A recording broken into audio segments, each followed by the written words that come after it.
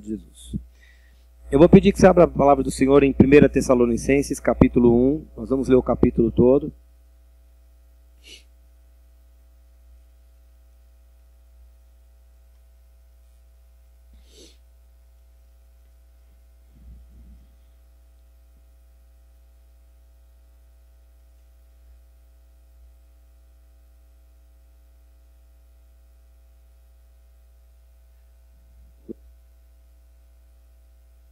Capítulo 1 de 1 Tessalonicenses. Posso ler? Paulo, Silvano e Timóteo, a igreja dos Tessalonicenses, em Deus Pai e no Senhor Jesus Cristo, graça e paz a vós outros. Damos sempre graças a Deus por todos vós, mencionando-vos em nossas orações e sem cessar, recordando-nos diante do nosso Deus e Pai, da operosidade da vossa fé, da abnegação do vosso amor, e da firmeza da vossa esperança em nosso Senhor Jesus Cristo, reconhecendo, irmãos, amados de Deus, a vossa eleição, porque o nosso Evangelho não chegou até vós tão somente em palavra, mas sobretudo em poder, no Espírito Santo e em plena convicção, assim como sabeis ter sido o nosso procedimento entre vós e por amor de vós. E com efeito, vos tornastes imitadores nossos e do Senhor, tendo recebido a palavra, posto que em meio de muita tribulação, com a alegria do Espírito Santo, de sorte que vos tornastes um modelo para todos os crentes da Macedônia e na Acaia. Porque de vós repercutiu a palavra do Senhor, não só na Macedônia e na Acaia, mas também por toda parte se divulgou a vossa fé para com Deus, a tal ponto de não termos necessidade de acrescentar coisa alguma. Pois eles mesmos, no tocante a nós, proclamam que repercussão teve o nosso ingresso no vosso meio, e como, deixando os ídolos, vos convertestes a Deus, para servirdes o Deus vivo e verdadeiro, e para guardardes dos céus o seu Filho, a quem ele ressuscitou dentre os mortos, Jesus, que nos livra da ira vindoura. Amém? Certamente você já assistiu na televisão a um documentário apresentando alguma pessoa que tenha se destacado, geralmente na área esportiva, mas pode ser na área artística também, alguém que tenha recebido um prêmio, que tenha alcançado um grande objetivo, alguém que tenha saído de uma condição bem difícil de vida e tenha, de repente, superado muitas dificuldades, aí a pessoa vira um destaque, aí vai lá a televisão, vai a mídia e pergunta e tal, e aí eles falam, mas como é que foi que aconteceu? Hoje você ganhou o tricampeonato disso, hoje você ganhou a medalha daquilo, hoje você bateu tal recorde, mas como é que isso começou? Aí a pessoa vai contar a sua história, e geralmente há um momento, uma marca na infância, uma aula que assistiu, alguma coisa aconteceu na vida daquela pessoa e ela fala, ali foi uma virada, ali foi uma página que aconteceu e de repente as coisas começaram a caminhar. Talvez você já tenha visto, é bem comum isso acontecer hoje em dia. Para mim, esse capítulo de Tessalonicenses me lembra muito essas histórias. Mas, como colocando um pano de fundo, né? A igreja de Tessalônica, o que eu vou falar está no livro de Atos, capítulo 17. Eu não vou ali agora, mas você pode conferir se quiser, tá? A igreja de Tessalônica foi fundada na segunda viagem missionária de Paulo. A Bíblia fala que ele esteve 3 sábados discutindo ali nas sinagogas, mas eu realmente não creio que ele tenha ficado apenas 3 semanas ali, porque em Tessalonicenses 2,9 fala que ele... do labor e da fadiga, dia e noite ele labutou para não viver à custa de nenhuma daquelas pessoas. E também outro texto fala que ele chegou a receber 2 vezes ofertas de outra igreja. Então um período de 3 semanas seria muito curto para tudo isso acontecer. É provável que ele tenha ficado 3 ou até 6 meses trabalhando ali naquele lugar, se sustentando, recebendo ofertas e implantando ali aquela igreja. Mas o fato é que naquele lugar ele foi pregar na sinagoga e judeus se converteram ali. E não apenas judeus, mas gentios que seguiam religiões monoteístas. E primeiro eles migraram para as sinagogas, passando a crer no Deus dos judeus. Saíram de um sistema politeísta para um sistema monoteísta para depois se entregarem a Jesus. E também fala em Atos que algumas mulheres de alta posição, de elite mesmo, também se converteram a Jesus ali. E o que aconteceu, e acontecia em todos os lugares, é que alguns judeus ficaram enciumados com a pregação do evangelho, com essa migração de pessoas indo para o cristianismo, e contrataram alguns vândalos que fizeram desordem naquela cidade, e botaram a culpa nos cristãos, né? E aí eles foram atrás de Jason. Jason era um homem que morava naquela cidade. Algumas pessoas dizem inclusive que era um parente distante de Paulo. Mas ele estava acolhendo em sua casa Paulo e toda a sua equipe. E eles prenderam Jason, levaram Jason aos tribunais, bateram bastante em Jason. E ele só saiu de lá mediante fiança. E aí no dia seguinte Paulo e Silas foram embora para Bereia. Mas a parte mais legal desse capítulo 17 de Atos é que quando Paulo e sua equipe foram levados ao tribunal, ou quando amarraram Jason e entraram em sua casa e o tiraram como refém, a frase daquelas pessoas foi esta: estes que têm transtornado o mundo chegaram também aqui. Os cristãos foram comparados a uma espécie de praga. Essa praga chegou aqui, porque por onde eles passavam, eles criavam confusão. Inclusive uma vez quando Paulo foi julgado, né, alguém falou assim: porque eu ouço falar que por onde essa seita passa, ela é impugnada. Chamaram o cristianismo de seita, né? E que glória seria para nós se nós fôssemos chamados aqueles que estão transtornando o mundo. Ontem a Anice falava assim: o Evangelho é o poder de Deus porque ele transforma vidas. O Evangelho muda a forma de pensar, o Evangelho muda a forma de enxergar o mundo e a vida, o Evangelho muda valores, muda conceitos e depois muda comportamentos. E aquelas pessoas, por onde o Evangelho passava, as pessoas eram transformadas. Então a Lidinha vem aqui dar um testemunho sobre transformação, o Adelan vem pedir oração por transformação. E na semana passada nós vimos um filme, a frase marcante do filme, né, I can only imagine, fala assim para mim.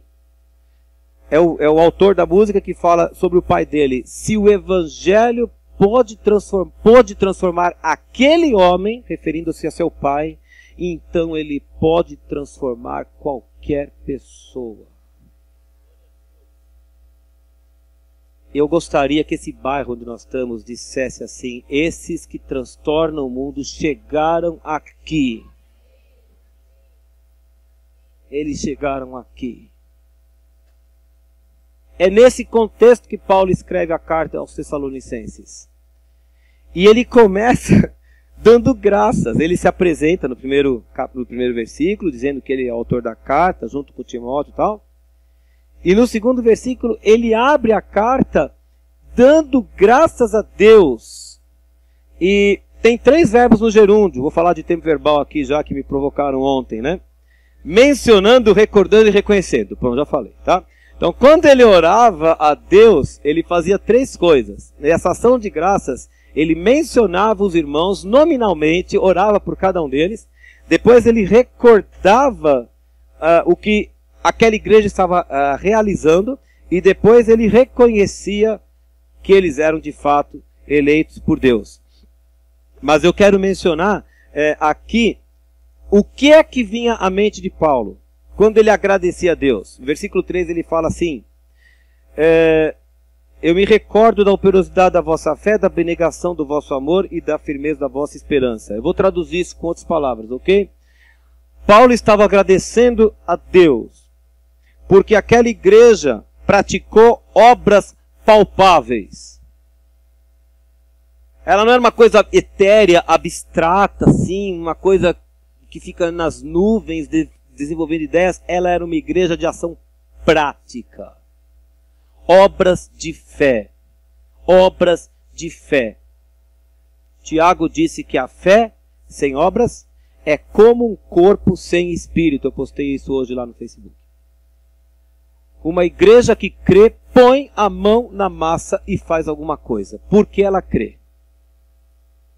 Porque ela crê. A segunda coisa é que ele reparou a atitude de amor daquelas pessoas.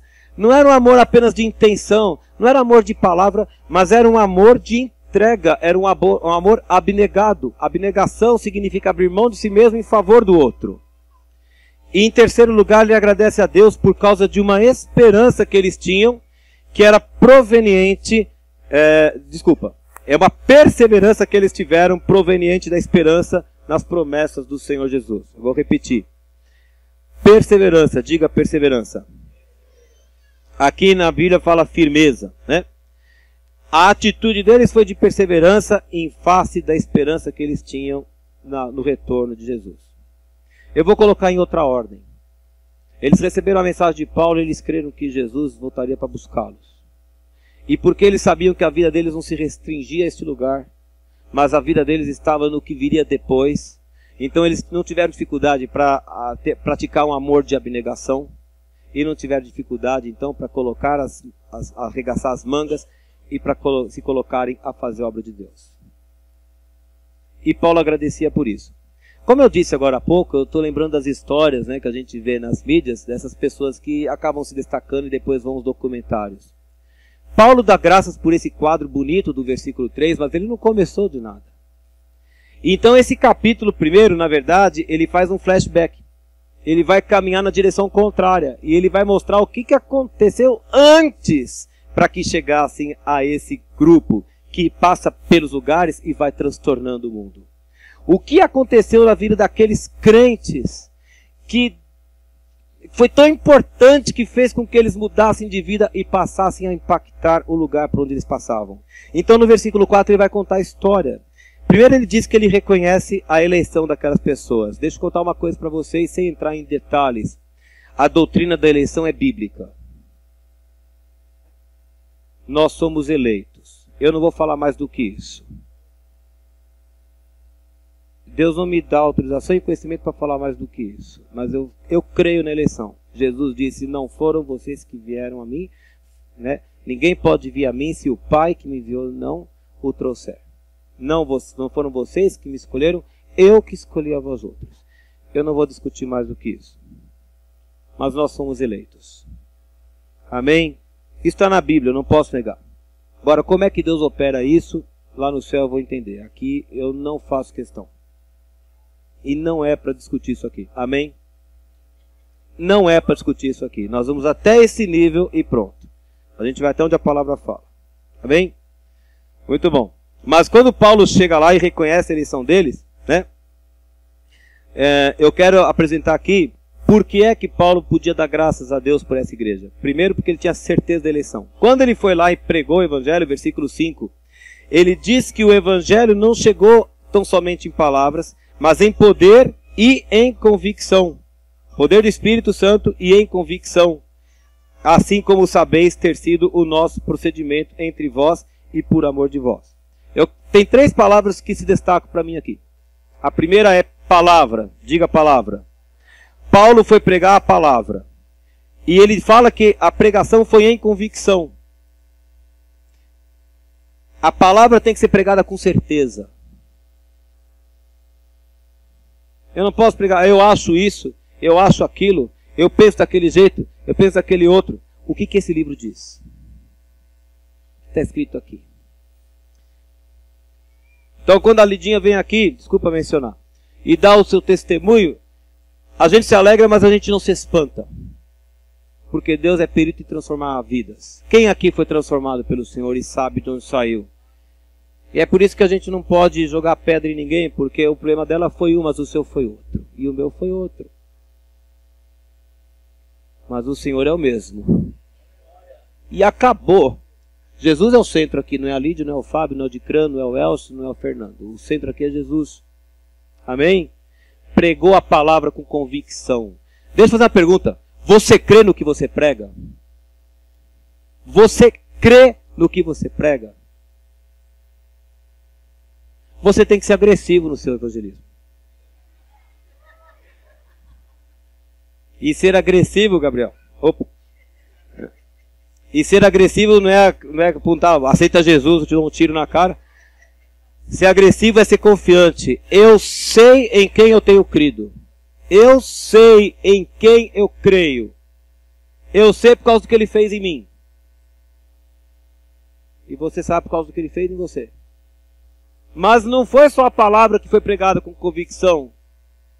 Ela foi manifestada, ela foi apoiada pelas manifestações do poder do Espírito Santo. Ele falou aqui, eu preguei a palavra no poder do Espírito.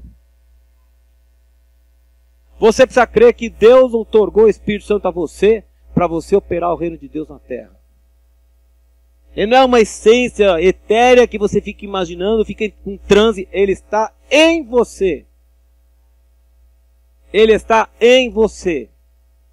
E terceiro, ele fala de modelo. Então repita, palavra, diga poder, diga modelo. Isso significa que Paulo pregou o evangelho e Paulo argumentava. Em alguns lugares a Bíblia fala que ele arrazoava. Arrazoava significa dizer com a razão. Paulo usava raciocínio para pregar o evangelho. Ele usava a palavra com razão e depois ele provava com poder. E para que não restasse dúvida, a vida dele era modelo, ele punha em prática aquilo que ele pregava, então ele tinha uma vida coerente com o seu discurso. E aí o que acontece é que a igreja viu isso. Versículo 6, tornastes imitadores nossos e por tabela do Senhor, porque Paulo estava imitando a Jesus. Você quer ser uma igreja relevante? Alguém falou em igreja relevante semana passada, né? Eu nem sei onde foi parar a palavra aqui. Uma igreja relevante é aquela que segue o modelo e que põe em prática. O que eu quero dizer é que não foi só que Paulo pregou, manifestou o poder e teve vida coerente. Paulo fez isso primeiro, mas os outros fizeram depois. Porque se só ficasse o Paulo pregando, ministrando no poder do Espírito Santo e vivendo, seria só o Paulo. Mas a igreja viu o modelo e seguiu. Foi todo mundo na pegada de Paulo. Estou usando uma linguagem que você entende aqui. Acho que você entende. Tornastes imitadores. O que você acha que eles imitaram? Eles imitaram o que Paulo fez. Paulo pregou, eles vão pregar. Paulo orou por cura, eles vão orar por cura. Paulo expulsou o demônio, eles foram expulsar o demônio. Paulo teve vida coerente e eles passaram a ter vida coerente. O resultado está lá. E olha, gente, não pense que foi fácil. Ele fala assim, posto, lá no versículo 6, posto que em meio de muita tribulação. Jason tinha acabado de levar uma surra. Os judeus estavam perseguindo. Havia lá uma ciumeira rolando. Gente falando mal, gente perseguindo, talvez caluniando, sei lá, a perseguição estava ali. Mas com alegria eles continuaram praticando o evangelho. E a resposta alegre da fé, né, e de fé, repercutiu por toda a região. A palavra de Deus fala em Tiago capítulo 1, 22. Tornai-vos, pois, praticantes da palavra e não somente. Eles não se contentaram em ouvir o discurso de Paulo, eles colocaram em prática. Eles colocaram em prática. E os resultados vieram. Por isso que ele fala que toda a Macedônia e Acaia, versículo 7, acabou tendo a igreja de Tessalônica como modelo.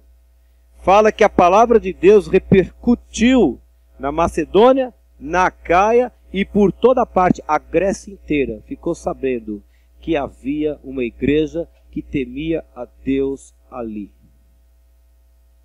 E a pregação daquela igreja alcançou os arredores. E a vida coerente com a pregação dos membros daquela igreja tocou os arredores. E é por isso que Paulo agradecia a Deus. Então quando ele chega no versículo 3 e fala, eu agradeço a Deus, versículo 2, 3, agora até versículo 2, eu agradeço a Deus, não foi porque por acaso deu vontade de agradecer. Havia um motivo. Paulo ficou algum tempo naquele lugar, plantou uma semente, desenvolveu um trabalho, saiu dali, mas as notícias chegaram para ele depois. Paulo, a semente que você plantou, pegou. E eles estão dando fruto. Fruto, fruto, fruto, fruto. E está todo mundo aceitando Jesus ali, por causa do testemunho daquela igreja. E coisa incrível, é coisa incrível. Mas o versículo 9 traz a chave que, na verdade, foi o versículo que Deus me falou domingo retrasado. Fui deitar à noite, voltando à igreja. E quando eu ia deitar ali na minha cama, o versículo veio. E é esse versículo aqui. Ele fala da repercussão que teve o ingresso de Paulo no vosso meio, tal, não sei o quê, e como deixando os ídolos, vos convertestes a Deus para servirdes o Deus vivo e verdadeiro. Querido irmão, querida irmã, foi aí que começou. Não foi quando eles imitaram o modelo. Não foi quando eles saíram espalhando.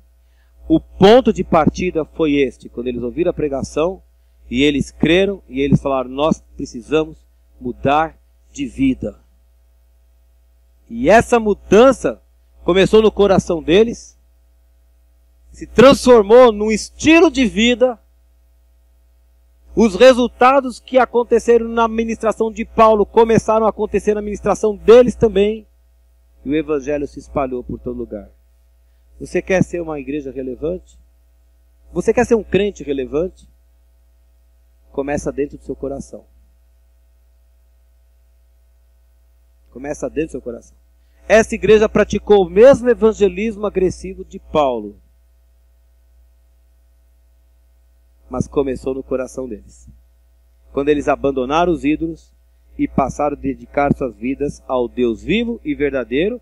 E o versículo 10 completa. Eles passaram a vida aguardando o retorno do seu Filho, a quem ele ressuscitou dentre os mortos, Jesus, que nos livra da ira vindoura. E sem entrar em detalhes agora também, nós cremos isso, a igreja não passará pela ira vindoura. Nós seremos arrebatados. Ira vindoura refere-se à tribulação. Jesus nos livra da ira vindoura. Está escrito aqui, eu não preciso ficar discutindo. Essa igreja crê isso. Amém? Então, já estou fechando, porque o texto é muito claro, ele fala bastante coisa, eu vou daqui a pouco voltar ao versículo 9. Então vamos lá. Então nesse processo de conversão dessa população toda ao Senhor, né, com frutos que gerassem gratidão a Deus, né, por causa daquela obra, tem um percurso, tem um roteiro. E esse roteiro então começa com Paulo. Paulo chega àquele lugar, inclusive Paulo teve uma visão, né? Vem a Macedônia e ajuda-nos, né? E ele chega lá, começa a fazer a viagem. Começa com Paulo apresentando um testemunho eficaz que se baseou em palavra, que mais? Poder e modelo. Palavra, repita aí, palavra, não diga para o seu irmão, diga para você mesmo, tá? Palavra, poder, modelo. Palavra, poder e modelo. A palavra você aprende aqui. Você lê todo dia na sua casa. Tem que conhecer a Bíblia, nisso falou ontem. O poder e o Espírito vai manifestar na sua vida. Quando você menos esperar, você já está servindo o Senhor. Modelo a gente desenvolve dia a dia. A gente decide que a gente vai ser modelo.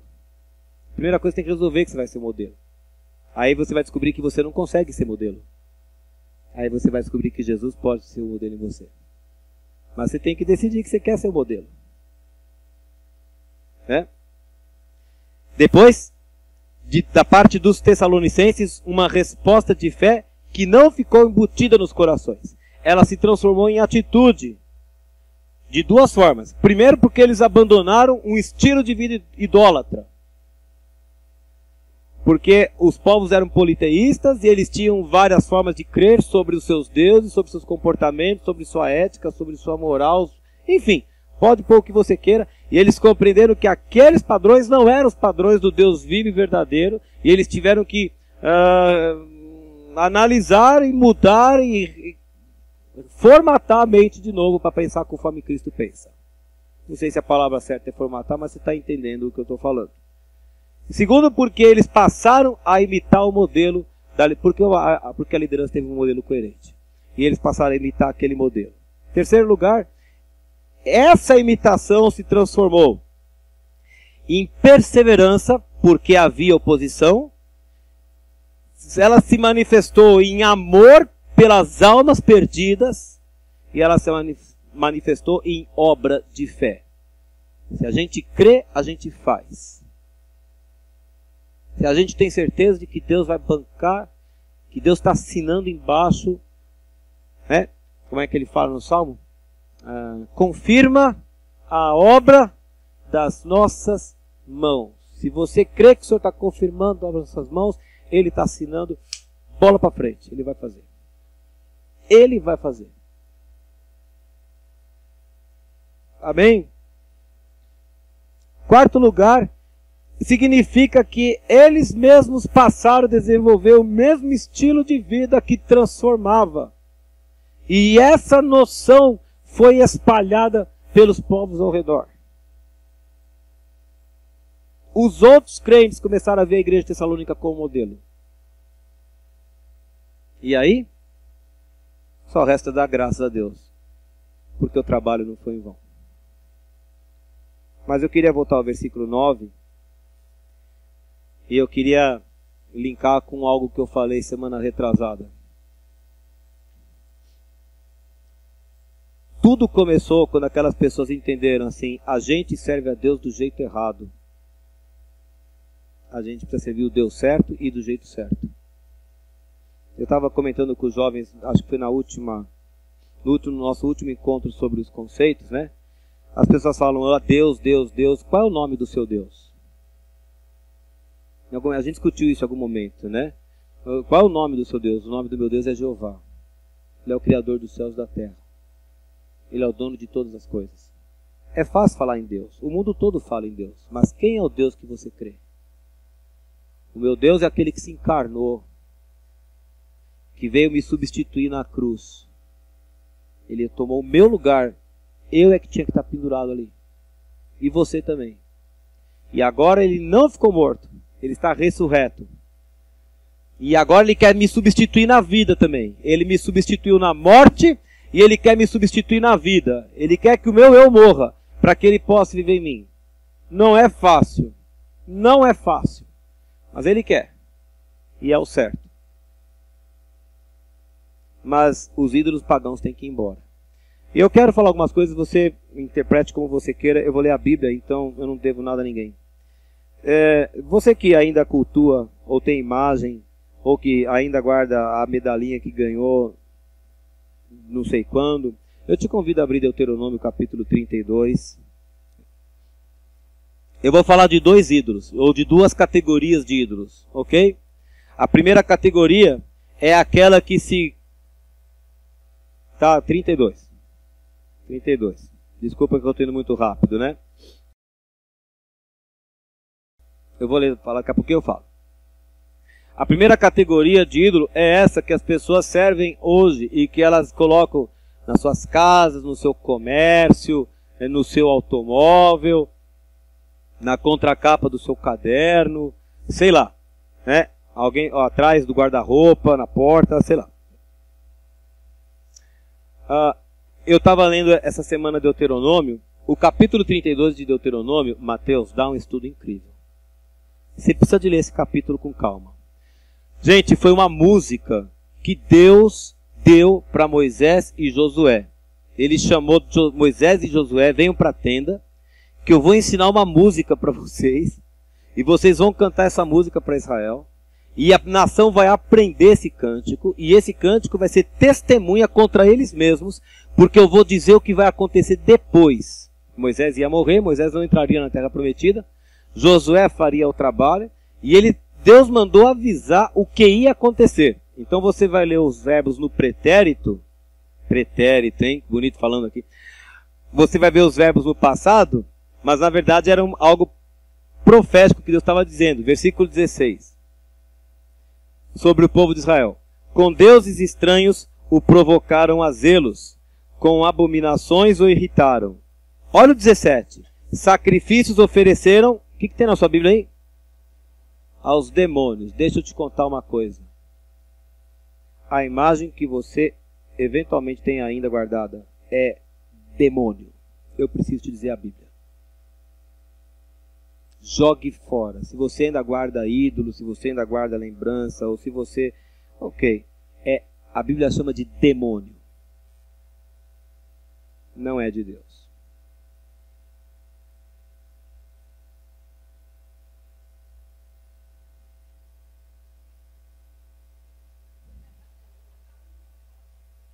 Ainda bem que eu não sei de nada, né? Não estou sabendo de nada. Não, é para mim também. Porque a outra parte é mais difícil, porque você já recebeu e você falou assim, agora o que eu faço? Porque você já tem o conflito que você conhece a Escritura. Mas às vezes você, né, de repente, não sei, né, novo na fé e tudo, a palavra de Deus fala claramente que é demônio. Eu nunca tinha visto esse versículo tão claro. Eu falei, caramba, eu fico pensando, por que falava lá no curso ali os Itzioca? Está falando aqui, ó, adorar o demônio. Joga fora, você não precisa disso. Você tem a palavra de Deus, você tem Jesus no seu coração. Você tem o Senhor dos Senhores vivendo em você. Mas tem outro ídolo que é pior do que esse, na minha opinião. E eu queria que você abrisse Ezequiel, capítulo 14. Era um texto que eu conhecia também, mas quando estive em Atibaia em julho, o pastor pregou e eu fiquei tão... O Senhor me trouxe à memória esse texto, né? Ezequiel capítulo 14.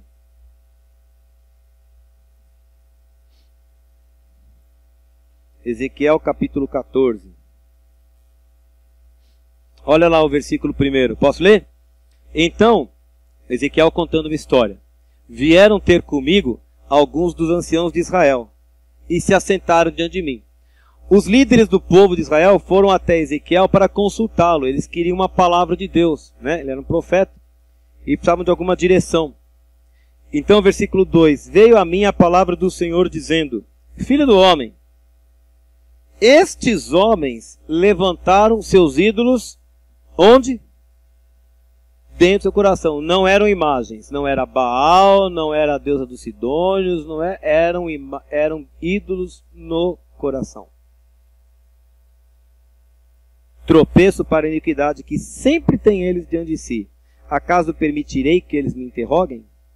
E olha que coisa incrível, você que gosta de seguir profeta, você que quer ouvir profecia, eu que gosto de ouvir profecia, olha que coisa fortíssima. Portanto, fala com eles e diz-lhes, assim diz o Senhor Deus, qualquer homem da casa de Israel, que levantar os seus ídolos dentro do seu coração, e tem tal tropeço para a sua iniquidade, e vier ao profeta, eu, o Senhor, vindo ele, lhe responderei, o quê?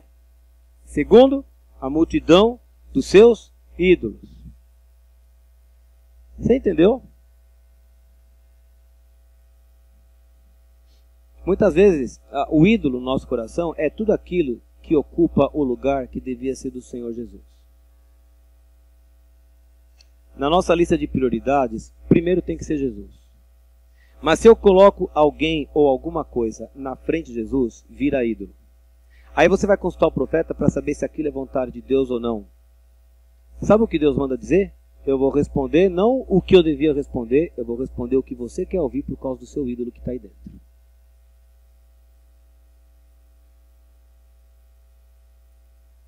Porque eles queriam, na verdade, que Deus confirmasse o que eles queriam ouvir. Olha que palavra dura. Versículo 5. Para que eu possa pegar a casa de Israel no seu próprio coração, porquanto se apartaram de mim para seguir os seus ídolos.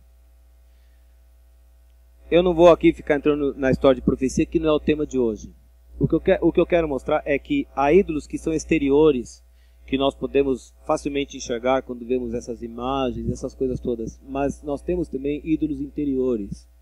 Pode ser a sua carreira profissional, pode ser o seu relacionamento, pode ser o seu cônjuge, pode ser o seu filho, pode ser a sua conta bancária, pode ser o seu sonho de viajar pelo mundo todo. E não que essas coisas sejam ruins, pelo contrário. O problema é quando elas se tornam a coisa mais importante da nossa vida. Porque Deus não abre mão do primeiro lugar. Mas o grande sucesso da igreja de Tessalônica foi que eles abriram mão dos ídolos para servir ao Senhor. E esse texto confere totalmente com o Salmo 120 que a gente leu 2 semanas atrás. Nós vimos no Salmo 120 aquele momento em que o povo resolve empreender uma subida na direção de Deus. E o primeiro passo na subida em direção a Deus é exatamente reconhecer que o estilo de vida que nós estamos levando com aquelas companhias, com aquelas brincadeiras, ou enfim, com o tipo de conversa, ou com o tipo de atitude, com o modelo de vida que aquelas pessoas seguem, a gente não vai conseguir chegar nunca até o Senhor. Então a primeira coisa é uma ruptura. Você viu o Salmo 120, vamos voltar ao Salmo 120? Se eu ficasse parado no Salmo 120, você ia jogar para mim assim, mas você está falando do Velho Testamento, Israel, é outro contexto. Então tá bom, meu querido, nós somos a Tessalônica, que é a igreja, mas o princípio foi o mesmíssimo, não mudou nada. O que aconteceu ali no Salmo 120 foi que o salmista clamou ao Senhor, e ele fala, me livra, porque eu vivo no meio de pessoas mentirosas, e eu vivo no meio de pessoas violentas, eu sou pela paz, eu não concordo com isto, eu nego esse estilo de vida, e eu quero sair daqui, eu quero ir na direção do Senhor. A igreja de Tessalônica viu um modelo em Paulo. Eles viram a pregação da palavra com fé, eles viram o evangelismo agressivo, eles viram o poder de Deus se manifestando na vida de Paulo, eles viram um modelo de vida coerente com a pregação de Paulo, e eles falaram, nós queremos isto que você tem, Paulo. Só que para eu ter isso, eu vou ter que dizer não para as outras coisas. Valeu a pena? Paulo escreve depois dando graças a Deus por aquela igreja. E ela se transformou em referência para toda a região, por causa do que Deus fez no meio deles. Você quer ser relevante? Se o Evangelho pode transformar aquelas pessoas, então ele pode transformar nós. Se o Evangelho pode transformar a vida da Lídia, então ele pode transformar a minha vida também. Vale a pena dizer não. Vale a pena dizer não para o mundo. Vale a pena dizer não para os ídolos que o mundo prega. Vale a pena dizer não para o estilo de vida do mundo. Deus tem coisa melhor para a sua vida. Vamos orar? Baixe sua cabeça. Senhor, levante neste lugar aqui crentes relevantes, ó Pai. Nós nos curvamos diante do Senhor, Pai. E nós te pedimos que o Senhor sonde o nosso coração. E se nós temos ídolos ainda, que nós acolhemos, ó Pai, dentro do nosso coração, Pai, mostra claramente para nós e dá-nos a força de dizer não para os ídolos, ó Pai. Que o Senhor seja de fato o nosso maior tesouro. Que o Senhor seja de fato a pessoa mais importante da nossa vida, que dá sentido à nossa existência. Que o Senhor seja de fato aquele que conduz a nossa vida e que nós sejamos relevantes no nosso meio, lá onde nós trabalhamos, onde nós estudamos, e que esta igreja seja relevante aqui. Que nós sejamos conhecidos como aqueles que transtornam o mundo, que por onde nós passarmos, ó Pai, saia a fragrância do Senhor Jesus e que promova a mudança de vida naqueles que estão ao nosso lado. Senhor, não é a nossa força, não é a nossa virtude, não é a nossa habilidade, é o Senhor vivendo em nós. Pai, venha viver em nós, Senhor. Venha viver em nós. Pelo Teu Espírito, Senhor. Faça essa obra em nosso meio. E nós te daremos toda a glória. Em nome de Jesus. Amém. Amém? Você tenha sido abençoado em nome do Senhor Jesus. Vamos à ceia?